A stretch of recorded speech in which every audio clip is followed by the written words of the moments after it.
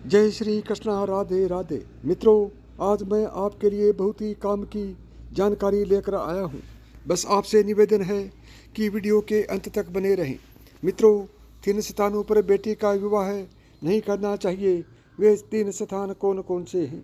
हर माता पिता चाहते हैं कि उसकी बेटी अच्छे घर परिवार में जाए और सुखी जीवन व्यतीत करे।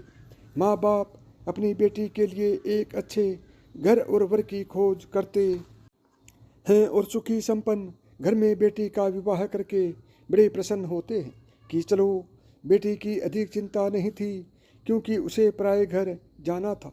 बेटी अच्छे घर में पहुंच गई है, अब हमारी चिंताएं दूर हो गई। बेचारा पिता कर भी क्या सकता है? अपनी बेटी के लिए न्याय मांगते मांगते कोर्ट कचहरी के जीवन भर चक्कर काटता रहता है। कई बार न्याय भी हो जाता है और कई बार न्याय नहीं मिल पाता है। आखिर मन मार कर बैठने के अतिरिक्त उसके पास कोई विकल्प नहीं रहता। बेटी भी चली गई और कोर्ट कचहरी के चक्कर भी लगाते हैं। बेटी जीवित थी तो उसकी खुशियों के लिए दौड़ता रहा और बेटी मर गई तो उसके न्याय के लिए दौड़ रहा है। दौड़ते दौड़ते बाल पक गए, शरीर पर झुर्रियाँ पड़ गई और एक दिन सांसें थम जाएंगी, सब कुछ खत्म हो जाएगा। कितना संघर्ष भरा है एक पिता का जीवन। इसलिए ध्यान रहे, एक बेटी के पिता की इस कथा को समझकर चलना। बेटियां तो विधाता ने आपको भी दी होंगी। अपनी बेटी से ही अनुमान लगा लेना कि दूसरे की बेटी के माता पिता का क्या हाल होगा। हर बेटी के माँ बाप को आज मैं एक महत्वपूर्ण संदेश दे रहा हूँ जो आपके लिए, आपके बेटी के लिए हित भरा हो सकता है। आइए इस कहानी के माध्यम से समझते हैं कि बेटी को किन किन स्थानों पर ब्याह नहीं करना चाहिए। मित्रों, किसी नगर में एक कृपाराम नाम का निर्धन व्यक्ति रहता था। उसकी एक बहुत सुंदर 16 वर्ष की बेटी थी जिसका नाम था लजावती। कृपाराम अपनी इकलौती बेटी से बहुत ही प्यार करता था। लजावती बहुत ही होशियार और होनहार लड़की थी।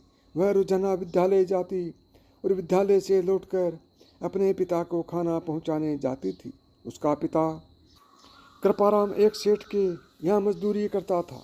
लजावती जब भी खाना लेकर जाती तो सेठ उसे खूब गौर से देखता था और सोचता था कि यह लड़की बड़ी ही सुंदर और बुद्धिमान, सुशील और संस्कारी लग रही है।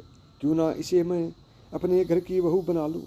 मुझे अपने बेटे की शादी तो कहीं न कहीं करनी है। उसका क्या पता वो कैसे विचारों की होगी। कहते हैं, घर की स्त्री यदि पढ़ी लिखी और संस्कारी हो तो घर स्वर्ग बन जाता है, और यदि वो कुविचारों वाली आ जाएगी तो वहीं घर नरक बन जाता है। घर में अशांति और क्लेश फैले रहते हैं। सेठ सोचने लगा कि लजावती तो मेरी देखी भी है, इससे अधिक अच्छे विचारों की बहू मेरे लिए नहीं मिल सकती। यही सोचकर सेठ ने एक दिन कृपाराम से कहा, हे भाई कृपाराम, यदि आपकी इच्छा हो तो मैं तुम्हारी बेटी लजावती को अपने घर की बहू बना लूँ। इसकी किस्मत चमक जाएगी। सेठ की बात सुनकर पहले तो कुछ आश्चर्य हुआ कि लगता है सेठ मुझसे मजाक कर रहा है, पर जब उसने देखा कि वास्तविक से मेरी बेटी को अपने घर की बहू बनाना चाहता है तो वह हाथ जोड़कर खड़ा हो गया और कहने लगा, हे सेठ, मेरी बात का बुरा मत मानना।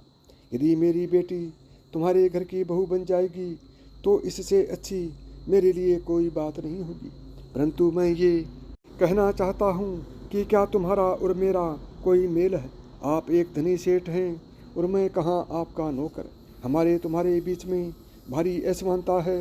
विद्वान लोग कहते हैं, अच्छी मित्रता और विवाह संबंध बराबर वालों में ही शोभा देते हैं। बड़े छोटों के बीच संबंध ज़्यादा दिन नहीं टिक पाते हैं, और मेरी तो इतनी भी हैसियत नहीं कि मैं आपकी बारात की भी खातिर कर सकूं। ऐसा बोलकर तुम मुझे शर्मिंदा मत करो।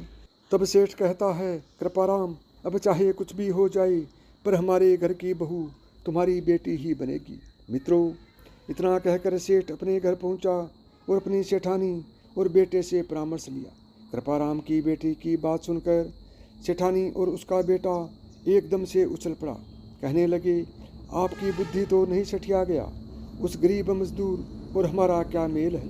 वह मजदूर भला हमारे लिए क्या दे सकता है? तब सेठ बोला, हे सेठानी, वह अपनी रत्न जैसी कन्या हमें देगा, और वो भी संस्कारी और सुशील है। इससे ज़्यादा तुम्हें क्या उम्मीद रखनी चाहिए? कन्यादान से बड़ा कोई धर्म नहीं होता।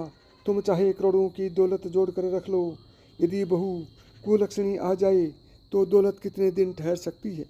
यदि बहुत शुभ विचारों वाली होगी तो कंगाल परिवार भी संपन्न हो जाता है।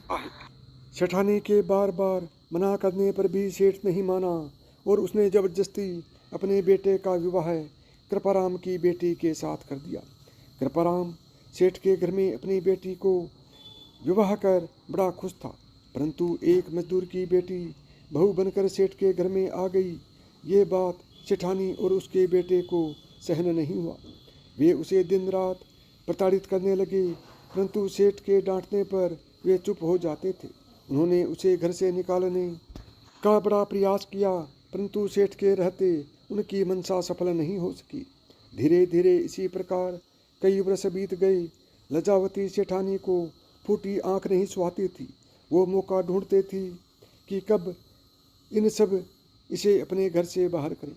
संयोग से एक दिन सेठ की मृत्यु हो गई।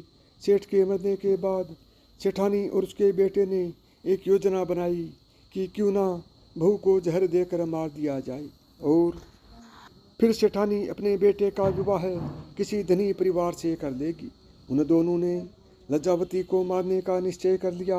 अब उसकी सास ने भोजन तैयार किया और उस भोजन में जहर मिला दिया। बेचारी लज्जावती कुछ नहीं जानती थी, इसलिए वह सेठानी के द्वारा बनाए गए भोजन को खाकर सो गई। अब वो बेचारी सदा सदा के लिए सो चुकी थी। जब ये बात कृपाराम को पता चली तो वह समझ गया कि उसकी बेटी ने जहर नहीं खाया, बल्कि उसे जहर देकर मारा गया है।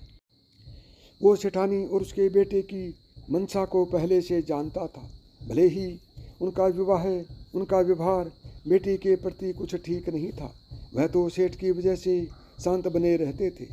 बेचारा कृपाराम पुलिस के पास पहुंचा और बेटी की हत्या की बात कही, पर सेठानी ने पहले ही साठगांठ कर रखी थी, इसलिए पुलिस ने आत्महत्या का केस बना दिया। बेचारे कृपाराम में बहुत दौड़ भाग की, पर बेटी के हत्यारों को सजा नहीं दिला सका।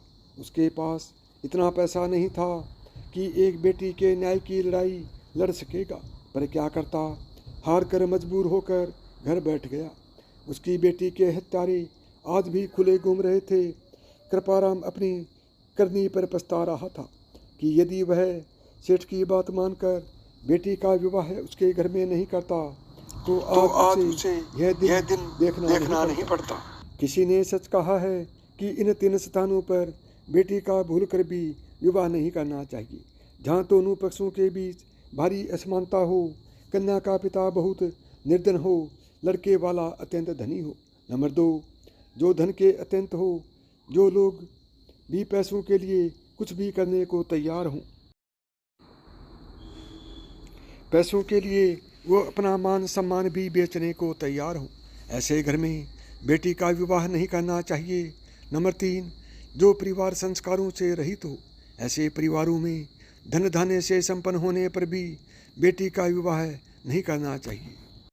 यदि आपको मेरी बताई हुई बातें पसंद आई हों तो वीडियो को लाइक करें, चैनल को सब्सक्राइब करें। तो प्रेम से बोले जय श्री कृष्णा, राधे राधे।